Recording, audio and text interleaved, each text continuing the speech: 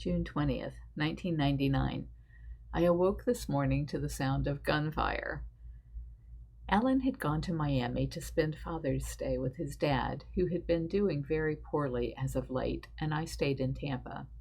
Last Sunday, we had adopted two adorable Great Dane puppies, Zorro and Zoe, under the auspices of acquiring protection, but fully knowing that we were succumbing to that instinctive need to raise a family with your mate of choice.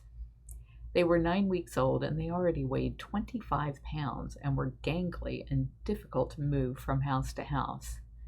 I have moved all of my things to the island, but Alan is trying to sell his condo, and things often show better when furnished, so he still resides in Carrollwood. I spend my days dragging the puppies between Easy Street, the island, and then at night take them home to Alan's. With him out of town, there was no reason to load them up in the overcrowded cab of my truck and drive across town again. I had paved the walkway from the carport to the house with 3,500 pounds of huge stones and was too tired to care that I was sleeping alone.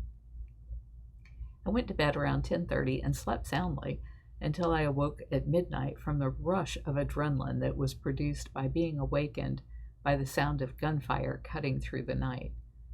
I awoke from what I thought at first must have been a dream.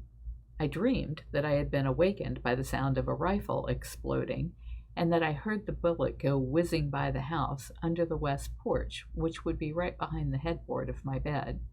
My heart was racing, and I was short of breath as consciousness took hold. As I opened my eyes, I thought to myself that it must have been just a bad dream.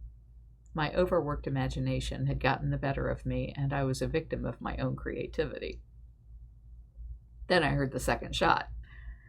In a motion that later amazed even me, I swept off the bed to the floor, scooping up my handgun along the way.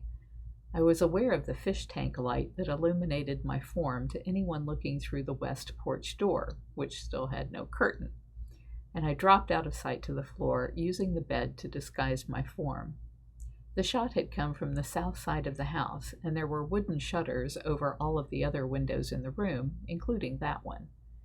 My only vulnerable position was behind me, so staying low against the floor and in the shadows, I quickly made my way to the south window.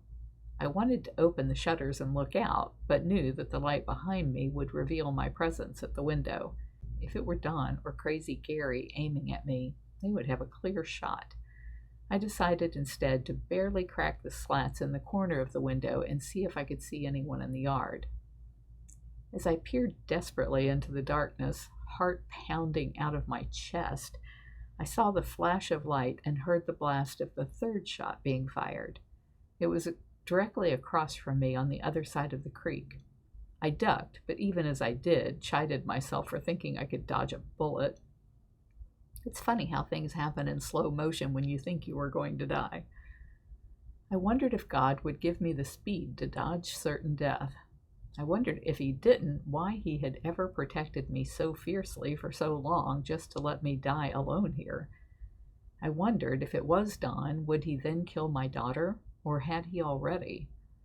I wondered if he would forgive me for the sin I live in, or if this was just a warning to me that you never know when you will meet your Maker, and I may not have the opportunity to make things right with him. The bullet could have killed me in my sleep if the person had been brave enough to step up onto the porch. I wondered now if the first impression I had of a bullet whizzing by had actually happened, and if so, was it on the porch or through the room?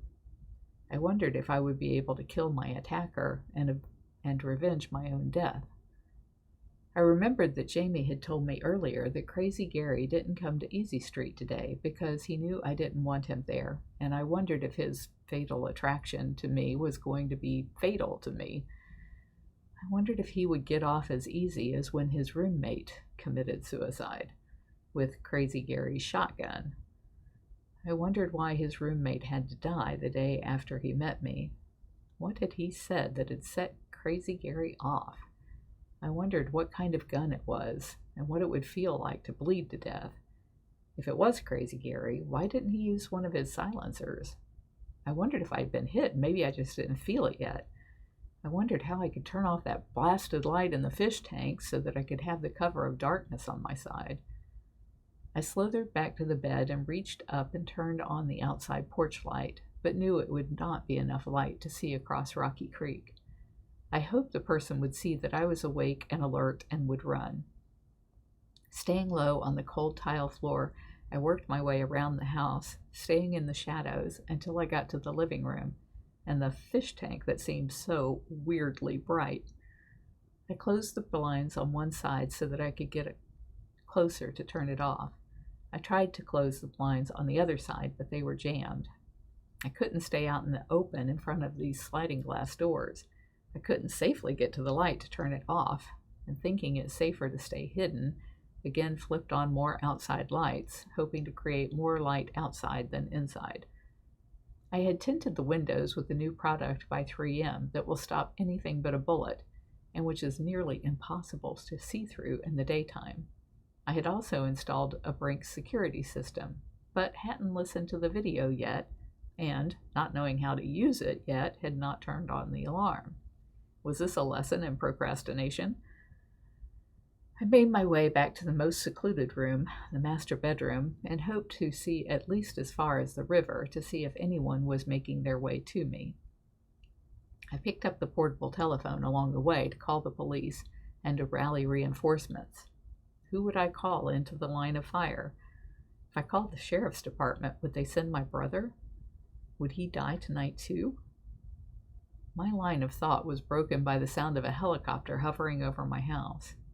Peeking through the slats again, I could see the huge police spotlight was combing the area where I had seen the gun blast originate from. It would sweep away and down the creek a ways and then back. I didn't know if they knew what was going on or how it was that they were here within just minutes of the first blast. Maybe this had been going on for a long time and I was so tired it just didn't wake me up until now.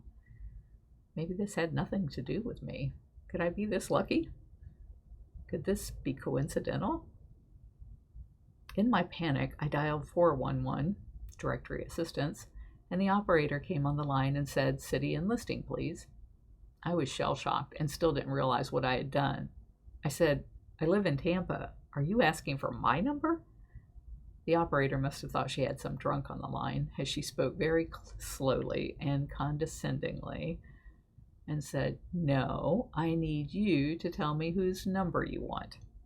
Then I realized my stupidity, apologized, hung up, and dialed 911 emergency.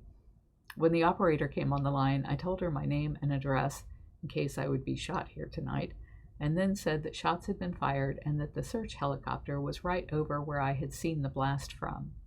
She asked if I was near Bay Court. I didn't know. I described the location of our home, the supposed trajectory of the shots across the creek, the location of the churches on Sheldon Road, and the fact that they were looking in the right place. No more shots were fired, and the helicopter gave up after 30 minutes or so of searching the area. I didn't go outside in search of the prowler, for fear of being mistaken as the shooter by the police. Without the searchlight illuminating the island, it was far too dark for me to see. I knew Crazy Gary had night vision goggles, and that Don could have afforded them. I felt vulnerable, tired, and confused, like an animal that's being hunted by the unpredictable predator, man. I didn't sleep any more that night. The next morning, I called my mother to ask her to be on the lookout for any article that might mention what had happened here last night. It would give me great peace of mind to know that it was some robbery gone bad, or a domestic violence issue, or even someone getting busted for killing that 11-foot alligator.